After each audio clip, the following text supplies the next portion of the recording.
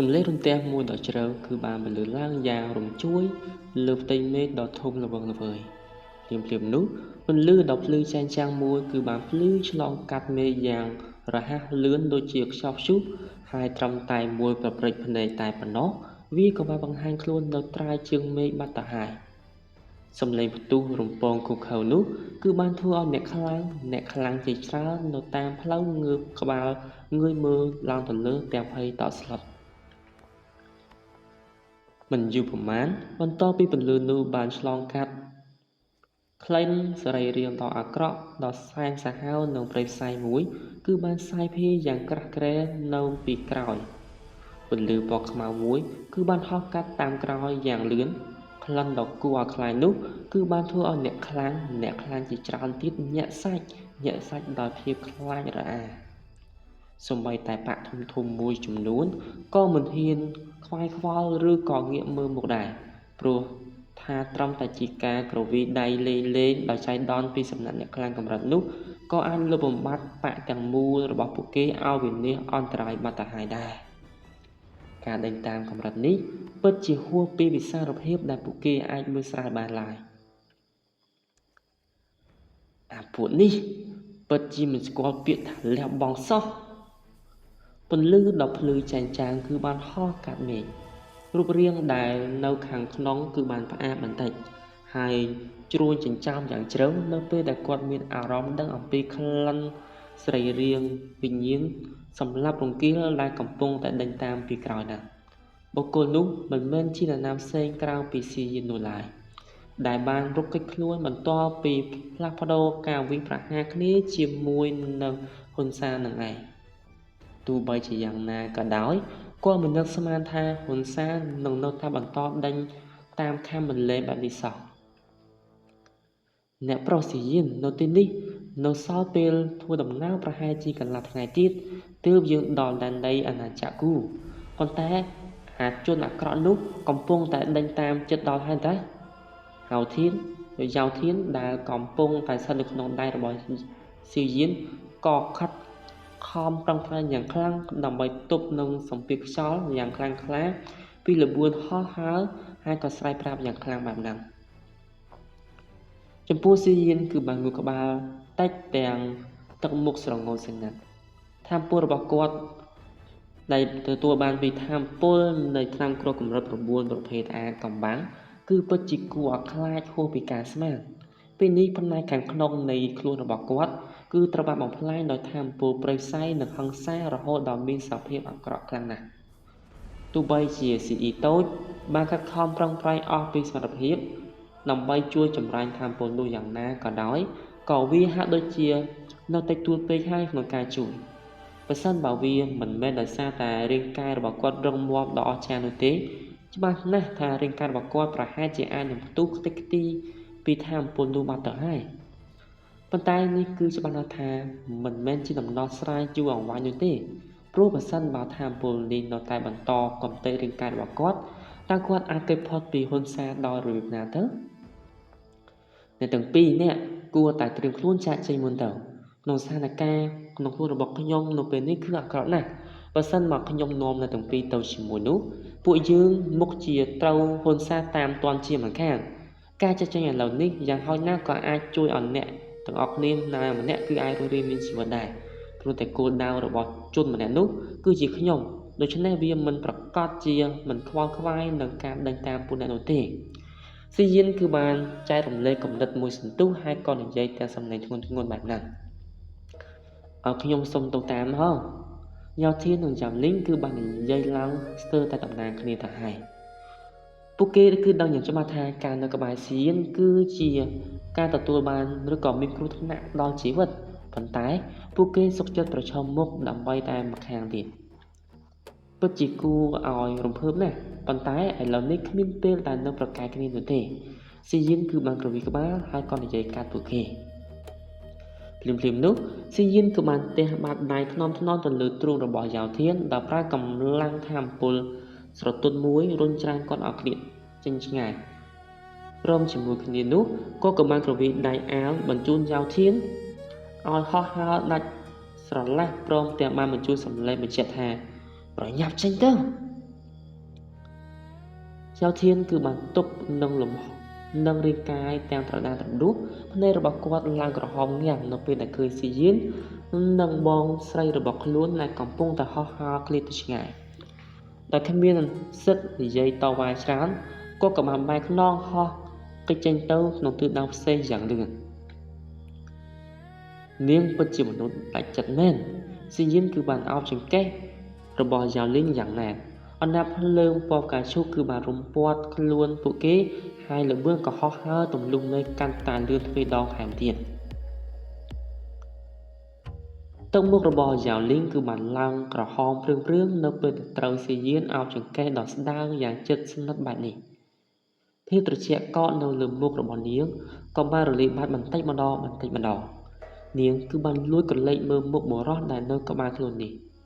ទោះបីជាមុខមាត់របស់គាត់មិនសូវសង្ហាដូចជាយ៉ាវធានក៏យ៉ាងណាក៏ដោយប៉ុន្តែវាគឺបានធ្វើឲ្យបេះដូងរបស់នាងលូតញាប់ខុសធម្មតាទៅហើយក្នុងនាមជាស្ត្រីដែលមានចរិយាចារឹកត្រជាក់ល្ហឹមនិងខ្ពង់ខ្ពស់បែបនេះនាងកម្រនឹងកោតសរសើរមនុស្សប្រុសណាម្នាក់ឡើយប៉ុន្តែស៊ីយៀនគឺជាករណីលើកលែងតែមួយគត់ស្រីស្អាតតែងតែស្រឡាញ់ប្រជាជនមិនថាជាមនុស្សត្រជាក់ត្រជុំប៉ុណ្ណាក៏នៅតែមិនអាចទិផុតអំពីខឿននៃធម្មជាតិនេះបានដែរស៊ីយៀនគ្មានពេលគិតរឿងរ៉ាវស្នេហាក្នុងរង្វង់ដៃនៅពេលនេះទេព្រោះតែស្មារតីរបស់គាត់ភាគច្រើនគឺត្រូវតែបង្រួបបង្រួមទៅលើការបង្ក្រាបថាមពលដែលសន្ធឹកសន្ធាប់ដែលកំពុងតែផ្ទុះរាលដាលខាងខ្លួនរបស់គាត់ពីចម្ងាយខាងក្រៅហ៊ុនសាដែលមានទឹកមុខខ្មៅងងឹតដូចជាទឹកបានបាញ់ភ្នែកសម្លឹងមើលការបែកគ្នានេះដោយភាសាភ្នែកយ៉ាងខូខើក៏គឺបានដកដង្ហើមជាមួយនឹងការសង្គ្រាមធ្មេញយ៉ាងត្រជាក់ហើយក៏បន្តតាមដេញស៊ីយៀនយ៉ាងប្រកាត់សម្រាប់ពួកត្រកូលយ៉ាវដែលរត់គេចខ្លួនគឺគ្មានប្រយោជន៍អ្វីសម្រាប់គាត់ឡើយប៉ុន្តែស៊ីយៀនគឺបានមានកាំងគុជទេពធីរាជបុរាណធូស៊ីដែលជាវត្ថុបុរាណត្រកូលហ៊ុនត្រូវដណ្ដើមយកឲ្យខានតែបាន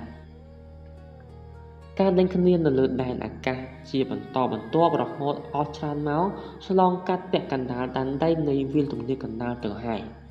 សន្តិភាពរបស់ស៊ីយៀនកាន់តែដុនដាបទៅថាមពលគ្រីស្តាល់រាប់មិនអស់បានបិទបាំងសរសៃខ្សែកោសិកាខាងក្នុងខ្លួនរបស់គាត់យ៉ាងតឹងណែនមែនទែនទោះបីជាស៊ីអ៊ីតូខិតខំប្រឹងប្រែងជួយចម្រាញ់យ៉ាងណាក៏ដោយក៏ថាមពលគ្រីស្តាល់នៅតែបន្តកើនមានឡើងជាបន្តបន្ទាប់រហូតដល់ធ្វើឲ្យសរសៃខ្សែកោសិកាដ៏រឹងមាំរបស់គាត់ជិះចាប់ស្ទើរតែផ្ទុះទៅហើយនៅប្រូស៊ីយៀនយ៉ាងលៀងគឺឃើញទឹកមុខដ៏ឈឺចាប់របស់គាត់ទើបនាងនិយាយដោយសេចក្តីបារម្ភព្រោះនាងដឹងយ៉ាងច្បាស់ដោយសារតែកម្លាំងវិញ្ញាណរបស់នាងថាស្មារតីរបស់គាត់គឺខ្សោយខ្លាំងណាស់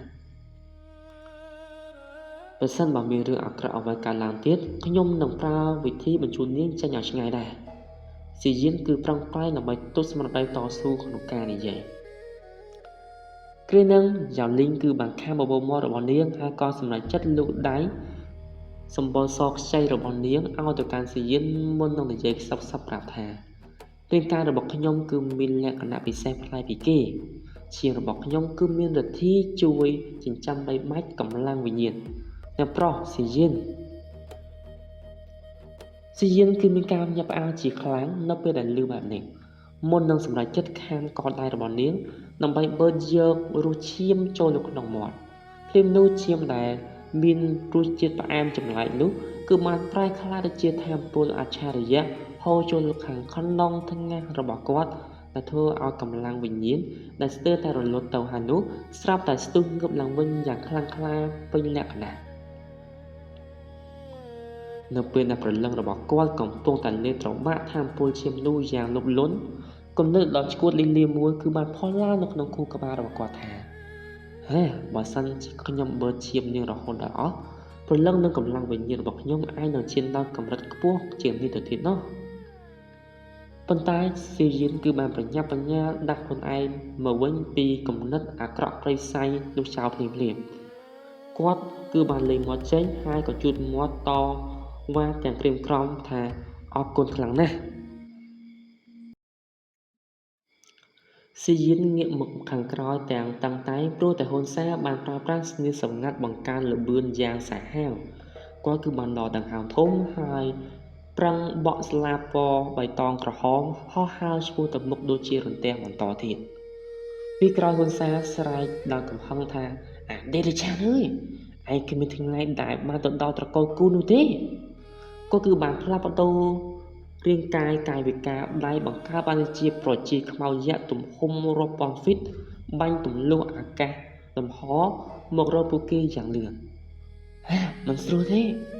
ស៊ីយិនគឺបានស្រែកហើយក៏បានអោបយ៉ាវលីងទម្លាក់ខ្លួនតិចអំពីកម្មរស្មីឈាមដែលបាញ់កាត់ក្បាលរបស់គាត់យ៉ាងគ្រោះថ្នាក់លំហអាកាសដែលរង្គោះរង្គើ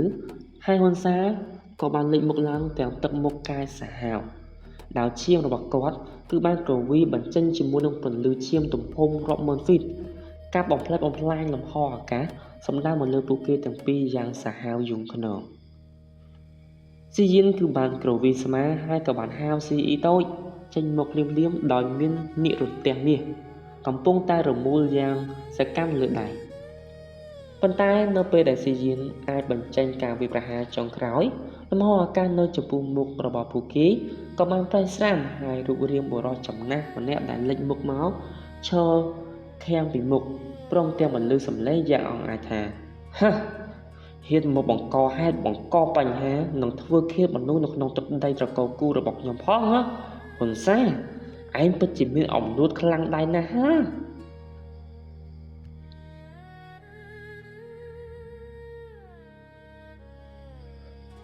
រូបរាងដែលបង្ហាញខ្លួននៅចំពោះមុខស៊ីយិនគឺជាបុរសចំណាស់ម្នាក់ដែលក្រងអាវផាយវែងពណ៌បៃតងសក់សក្បោះស្នាមញញឹមនៅលើផ្ទៃមុខដ៏ស្រស់ថ្លារបស់លោកបានផ្ដល់នូវអារម្មណ៍ដូចជាមហាទេពដែលមិនជាប់ជំពាក់ជំពិនលើលោកីអញ្ចឹងហ៊ុនសែនឯងដេញតាមគេរហូតមកដល់ទៅដីគូបែបនេះគួរតែល្មមឈប់ហើយណាបុរសចំណាស់ពាក់អាវបៃតងពោលតែស្នាមញញឹមទៅកាន់ហ៊ុនសែនហើយកំពុងតែបញ្ចេញក្លិនសរីរាង្គសម្លាប់យ៉ាងខ្លាំងក្លាគូតៅម្នាក់ក្នុងចំណោមទេពអមតៈទាំង3នៃត្រកូលគូទឹកមុខរបស់ហ៊ុនសែនប្រែជាមើងម៉ាត់ភ្លាមគេមិននឹកស្មានថាទើបតែមកដល់ក៏ជុំនឹងបកគោលដ៏គួរឲ្យរំខានបែបនេះសោះគោលដៅរបស់ខ្ញុំគឺជាវាមិនពាក់ព័ន្ធអ្វីជាមួយនឹងត្រកូលគូនោះឡើយគ្រានឹងគូតាំងគឺបានប្រវីក្បាលទាំងញញឹមតៃហាមិនបានទេស៊ីយិនគឺត្រូវបានចាត់ទុកថាជាសមាជិកពាក់កណ្ដាលនៃត្រកូលគូរួចទៅហើយខ្ញុំមិនអាចប្រគល់គេឲ្យឯងបានទេហ៊ុនសែនឯងគួរតែប្រញាប់ប្រញាល់ចាក់ចេញទៅដល់ប្រយុទ្ធគ្នានៅទីនេះឯងទេគឺជាអ្នកដែលខាតបង់ធំលើបែបហ្នឹងហើយគឺស៊ីយិនស្រឡាំងកាំងតើគេអាចខ្លាចទៅជាសមាជិកពាក់កណ្ដាលនៃត្រកូលគូតាំងពីពេលណាមកគូតៅហាក់ដឹងអំពីចម្ងល់របស់ស៊ីយិនក៏ពោលតិចថាហាអាក្មេងតូចឯងបានឆ្លៀតឱកាសយកព្រំវិចារីរបស់អ្នកនាងសុនអរួចទៅហើយនៅក្នុងអាណាចក្រអណ្ដាប់ភ្លើងបិសាចកុំប្រាប់ថាឯងចង់ប្រកាច់ឲ្យសោះណាស៊ីយិនមុខឡើងក្រហមដោយភាពអៀនខ្មាស់ប៉ុន្តែគេក៏ប្រញាប់ប្រញាល់តាំងស្មារតីឡើងវិញព្រោះក៏បានពោលដល់សំឡេងធ្ងន់ធ្ងរថាព្រះរាជាមូលហេតុដែលខ្ញុំមកត្រកូលគូនៅពេលនេះគឺដើម្បីតែរាយការណ៍ថាត្រកូលយ៉ាវគឺត្រូវបានបំផ្លាញដោយត្រកូលហ៊ុនហើយសូម្បីតែត្រកូលលីងនិងត្រកូលស៊ឺក៏ជាស្នាដៃរបស់ពួកគេដែរស្នាមញញឹមលើទឹកមុខរបស់គូតាវក៏បានរលាយបាត់ភ្លាមគេក៏បានងាកសម្លឹងមើលទៅកាន់ហ៊ុនសែនដោយការភ្នែកត្រជាក់ស្រុកពិតជាឯងមែនស៊ីយិនដែលកំពុងតែក្រសោបយ៉ាវលីងក៏បានប្រញាប់ប្រញាល់ដកថយទៅអង្គុយទៅលើកំពូលភ្នំមួយថាមពលនៃអសទឹកកម្រិត9កំពុងតែហៀបនឹងផ្ទុះរាងកាយរបស់គេទៅហើយគេក៏បានប្រញាប់បញ្ញាបញ្ចេញជាមួយនឹងស៊ីអ៊ីតូចដើម្បីបង្កើតដូចជាថ្លាងភ្លើងបន្សុទ្ធផ្កាឈូកមកគ្របដណ្ដប់រាងកាយដើម្បីតែចម្រាញ់ថាមពលគ្រីស្តាល់ដែលកំពុងតែកកស្ទះនៅក្នុងសរសៃឈាមនៅលើមេឃសមរភូមិរវាងអ្នកខ្លាំងកម្រិតទេប្រយុទ្ធឌូសឹងផ្កាយ7គឺបានផ្ទុះឡើងយ៉ាងខ្លាំងក្លាគូតាវគឺបានបញ្ចេញជាមួយនឹងដំបងពណ៌បៃតងខ្នាតយក្សវិបទៅលើដាវ ខ្មោចឈាមរបស់ហ៊ុនសាបង្កើតទៅបានទៅជាព្យុះសង្គ្រាមដែលកំទេចភ្នំជុំវិញឲ្យរាបស្មើលោហិតទេពធីរាជឯកមេហ៊ុនសាគ្រូបានក្រហមបញ្ចេញជាមួយនឹងស្នៀតមរណៈការប្រែដាវឈាមឲ្យទៅជាមានទំហំរាប់ម៉ឺនហ្វីតកាប់សម្រុកចុះមកពីលើមេឃបង្កើតបានទៅជាស្នាមប្រេះដីដ៏ជ្រៅមើលមិនឃើញបានគូតាវក៏បានបញ្ចេញជាមួយនឹងកម្លាំងពេញទំហឹងដើម្បីទប់ទល់វិញដែរប៉ុន្តែនេះគ្រាន់តែជាល្បិចរបស់ហ៊ុនសែនតែប៉ុណ្ណោះក្នុងពេលដែលផ្សាយហុយទ្រលំនោះគេក៏បានប្រើប្រាស់ជាមួយនឹងស្រមោលបញ្ឆោតរួចក៏បានហោះឆ្ពោះទៅរកស៊ីយានដែលកំពុងតែតាំងសមាធិក្នុងល្បឿនដូចជាខ្មោចលើហាក្មេងតូចឯងរត់មិនរួចទេហ៊ុនសែនគឺបានលូកដៃកញ្ឆក់សំណាប់ទៅលើរកក្បាលស៊ីយានរំពេចនោះភ្នែករបស់ស៊ីយានដែលកំពុងតែបិទក៏បានបើកយ៉ាងគ្រំហុកមែនទែនក្លិនស្រីរាងវិញ្ញាណរបស់គេបានហក់ឡើងដល់កម្រិតពេលប្រយុទ្ធឌូសឹងផ្កាយ6ភ្លាមពពកខ្មៅងងឹតស្រាប់ត្រែប្រមូលផ្ដុំទៅលើមេឃរួមជាមួយនឹងសំឡេងរន្ទះក្រហមដុងដាំងនៅពេលហ្នឹងផ្កាយ6ឯងអាចចម្រាញ់ឲ្យសុទ្ធកម្រិត9បានលឿនយ៉ាងនេះផងហ៊ុនសែនគឺបានញាប់ផ្អើលប៉ុន្តែគេមិនអាចបញ្ឈប់ដៃឡើយគ្រាន់តែកាន់តែបន្ថែមល្បឿនសម្រាប់ជាបន្តខ្លាំងជាងមុនទៅទៀតនេះធ្វើឲ្យសេយើងសើចយ៉ាងត្រជាក់នៅលើដើមដៃរបស់គេស្រាប់តែលេចឡើងនៅសញ្ញារូបនាគពណ៌មាសយ៉ាងរស់រវើកគេក៏បានរលាស់ដៃម្រាមដៃបញ្ចេញជាមួយនឹងរន្ទះមាស9អាកំបាំងដែលមានល្បឿនលឿនជាងភ្នែកមួយតនទៅទៀតហើយក៏បានបាញ់ទម្លាយបាត់ដៃរបស់ហ៊ុនសែនដូចជាកាត់ក្រដាសអញ្ចឹងគឺផុយដោយបកចេះទុំអញ្ចឹងប៉ាំងកម្លាំងរន្ទះមាសគឺបានវិបកហ៊ុនសែនឲ្យខ្ទាតទៅក្រោយទាំងឈាមស្រោចខ្លួនគូតាវដែលទើបនឹងហោះមកក៏ស្លាំងកាំងនឹងមហិទ្ធិឫទ្ធិនៃរន្ទះមាសនេះផងដែរអាសត្វនិរចានតើនេះជារបស់អីជារបស់ស្អីឯងហ៊ុនសែនគឺបានសម្លឹងមើលបាតដៃរបស់ខ្លួនដែលកំពុងតែខ្លោចចេះដូចជារុនភ្នំទាំងកំហឹងនិងភាពភ័យខ្លាចគេដឹងថាឱកាសគឺបានកន្លងផុតរួចទៅហើយព្រោះតែអ្នកខ្លាំងត្រកូលគូដទៃទៀតក៏កំពុងតែមកដល់ដែរស៊ីយិនចាំទុកចុះថ្ងៃក្រោយខ្ញុំនឹងសងសឹកឯងទាំងដើមទាំងការជាមិនខានហ៊ុនសែនគឺបានក្រហមរួចក៏បានប្រែក្រឡាទៅជាពន្លឺខ្មៅហោះបាត់ទៅពីចម្ងាយរហូតផុតទៅដល់ជើងមេឃបាត់ភ្លាមស៊ីយិនគឺបានសម្លឹងមើលទៅកាន់សត្រូវដែលបានដល់ថយឬក៏បានទម្លាក់ដៃយឺតទៅវិញកម្លាំងរន្ទះមាសដ៏មហិមានេះគឺគេអាចបញ្ជាបានត្រឹមតែមួយដង្ហើមតែប៉ុណ្ណោះក្នុងកម្រិតផ្កាយ6ដែលទើបនឹងកាត់ឡើងដល់កម្រិតនេះ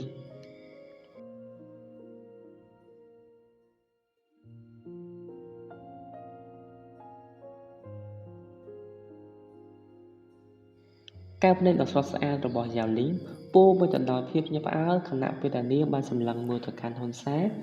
ដែលត្រូវបានបង្ខំចិត្តដកថយនាងមិននឹកស្មានថាស៊ីយិនមានសមត្ថភាពអាចបន្លាចអ្នកខ្លាំងកម្រិតនោះឲ្យរត់គេចខ្លួនបានឡើយលោកប្រុសស៊ីយិនលោកពិតជាអាចចម្រាញ់ឱសថទៅកម្រិត9នេះបានមែនទេក្នុងនាមជាគ្រូឱសថម្នាក់នាងដឹងយ៉ាងច្បាស់ថាវាពិបាកដល់កម្រិតណាស៊ីយិនបានត្រឹមរកវីក្បាលហើយក៏និយាយថាវាមិនងាយស្រួលនោះទេខ្ញុំគ្រាន់តែអាចចម្រាញ់ជាមួយនឹងវាមួយផ្នែកតូចតែប៉ុណ្ណោះទោះបីជាយ៉ាងនេះក្តីគេពិតជាត្រេកអរខ្លាំងណាស់ព្រោះតែត្រឹមតែមួយផ្នែកតូចវាបានរុញច្រានកម្រិតថាមពលរបស់គេឲ្យហក់ឡើងពីទេពប្រយុទ្ធផ្កាយ5កម្រិតខ្ពស់មកដល់ផ្កាយ6ភ្លាមខណៈនោះគូតាវគឺដើរលើអាកាសចូលមកក្បែរស៊ីយិនទាំងស្នាញញឹមហាមើលទៅលើកនេះខ្ញុំហាក់ដូចជាមកលុកដៃដល់អត្ថប្រយោជន៍ហើយមើលទៅស៊ីយិនគឺបានបញ្ញាបញ្ញាគោរពតវិញព្រឹទ្ធាចារ្យគូតាវកុំសើចចំអកអីបើគ្មានលោកមកជួយទាន់ពេលនោះទេម្លេះរូបកាយរបស់ខ្ញុំប្រហែលជាត្រូវបានផ្ទុះបាយដោយសារតែអតិពលនៃឱសថនេះបាត់ទៅហើយមិនយូរប្រមាណក្រុមអ្នកការពារត្រកូលគូបាននាំមុខដោយលីងឈွန်គឺបានមកដល់ លេងជន់គឺបានសម្លឹងមួយទៅកាន់ស៊ីយិនដោយអារម្មណ៍មិនធម្មតាកាលពី10ឆ្នាំមុនស៊ីយិននៅចំពោះមុខគេគឺជាមនុស្សដែលទន់ខ្សោយដែលគ្មានសមត្ថភាពតតាំងប៉ុន្តែនៅពេលនេះស៊ីយិនគឺបានក្លាយទៅជាមហាយក្សមហាអំណាចដែលសូម្បីតែទេពបិសាចត្រកូលហ៊ុនក៏ត្រូវបានរងរបួសក្រោមដៃរបស់គេផងដែរបន្ទាប់មកគូតាវគឺបាននាំស៊ីយិននិងយ៉ាលីងចូលទៅក្នុងអាណាចក្រត្រកូលគូភ្លាមៗព័ត៌មាននៃការវិនាសនៃត្រកូលយ៉ាវគឺបានធ្វើឲ្យអាណាចក្រទាំងមូលញ័ររញ្ជួយក្នុងមហាវិមានដ៏មហិមាស៊ីយិនបានជួបជាមួយនឹងគូយ័នមេដឹកនាំត្រកូលគូដែលជាកម្ពុជាអ្នកខ្លាំងម្នាក់ក្នុងលោកនៅក្បែរគូយ័នគឺមានទេពអមតៈទាំង3នៃត្រកូលគូនិងសមាជិកជាន់ខ្ពស់ជាច្រើនទៀតការភ្នែករបស់សមាជិកត្រកូលគូដែលសម្លឹងមើលទៅកាន់ស៊ីយិនសុទ្ធតែបង្កប់ដោយភាពស្មុគស្មាញនិងការកោតសរសើរនៅចំណោមយុវជនចំនួនក្រោយសិស្សស្អាតម្នាក់ដែលអង្គុយនៅខាងមុខគេបង្អស់ក៏កំពុងតែសម្លឹងមកស៊ីយិនដោយការភ្នែកពោពេញដោយក្តីស្រឡាញ់ដែរនាងគឺជាសុនអស៊ីយិនគោរពលោកពូយ័នស៊ីយិនគឺបានគោរពដោយភាពអោនលំទោនគូយ័នគឺបានញញឹមទាំងពេញចិត្តមិនដល់10ឆ្នាំផងឯងអាចមកដល់កម្រិតនេះពិតជាធ្វើឲ្យលោកព្រឹទ្ធាស៊ីស្វាន់មិនខកបំណងមែនចាប់ពីពេលនេះតទៅហៅខ្ញុំថាពូបានហើយទោះបីជាយ៉ាងណានាងក៏ជាកូនស្រីរបស់ខ្ញុំដែរពាក្យសម្ដីនេះធ្វើឲ្យសុនអអៀនមុខឡើងក្រហមដូចជាផ្កាកន្លាបទៅហើយចំណែកឯយុវជនដទៃទៀតក៏មានការញាប់ផ្អើលយ៉ាងខ្លាំងព្រោះនេះមានន័យថាគូយ័នគឺបានទទួលស្គាល់ទំនាក់ទំនងរបស់អ្នកទាំងពីរជាផ្លូវការហើយបរិយាកាសនៅក្នុងវិមានប្រែជាតានតឹងភ្លាមនៅពេលដែលស៊ីយិនចូលដល់សាច់រឿងសំខាន់គេបានសម្លឹងមើលទៅកាន់គូយ័នហើយក៏សួរដល់សំឡេងធ្ងន់ធ្ងរយ៉ាងច្បាស់ថាលោកពូតើលោកពូធ្លាប់ស្គាល់ឈ្មោះត្រកូលវិញ្ញាណលេត្របាក់ដែរអត់ក្រាំងសំឡេងពេលដែលធ្លាក់បែកខ្ចាច់ខ្ចាយខ្ទេចខ្ទីបានលាន់ឡើងជាបន្តបន្ទាប់ពេញវិមានប្រជាជាច្រើនអ្នកស្ទុះងើបឈរទាំងទឹកមុខស្លេកស្លាក់ការភ្នែករបស់ពួកគេពោពេញទៅដោយភាពភ័យខ្លាចយ៉ាងខ្លាំងដែលមិនអាចលាក់បាំងបានបេះដូងរបស់ស៊ីយិនធ្លាក់ថ្លាំផ្ដុកមែនទែននៅពេលនោះតើត្រកូលវិញ្ញាណលេត្របាក់នេះមានប្រភពមកពីណាហេតុអ្វីបានជាមហាអំណាចដ៏រឹងមាំដូចជាត្រកូលគូបានជាបង្ហាញភាពតស្លុតយ៉ាងនេះនៅពេលដែលគ្រាន់តែឮឈ្មោះរបស់ពួកគេ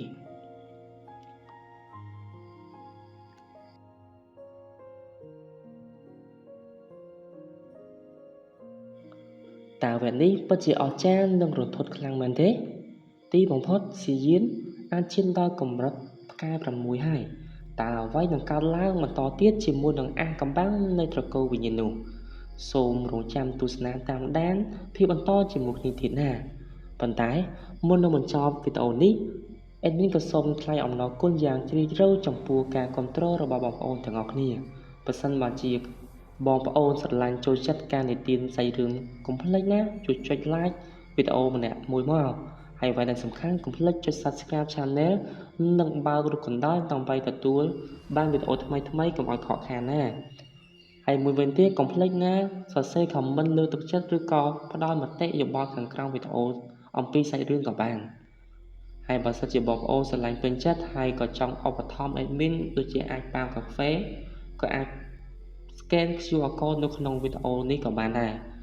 សម្រាប់បងប្អូនដែលចង់អានសៀវភៅរឿងជីវៈជាភាគពេញលេញសម្រាប់យកទៅកំសាន្ត